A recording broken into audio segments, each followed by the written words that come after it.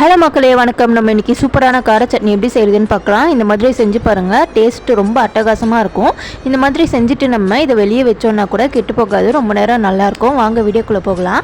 நான் இன்றைக்கி ஒரு பேனில் எண்ணெய் சூடு பண்ணிவிட்டு ஒரு கைப்பிடி அளவு உளுந்து, ஒரு கைப்பிடி அளவு கடலைப்பருப்பு சேர்த்துட்டு இது நல்லா செவக்கிற வரைக்கும் வறுத்துக்கலாம். இப்போ இது செவந்துருச்சு. நான் ஒரு வெங்காயம் கட் பண்ணியிருக்கேன், அதையும் சேர்த்துட்டு வதக்கிடலாம்.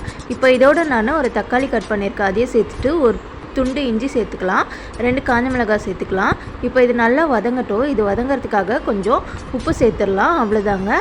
இப்போ கடைசியாக கையளவுக்கு கொத்தமல்லி சேர்த்துட்டு இது வதக்கிடலாம். இது நல்லா வதங்கினதும் இதை நம்ம ஆற வச்சுட்டு நம்ம ஜாரில் மாற்றிக்கலாம். பாருங்கள், சூப்பராக வதங்கிருச்சு.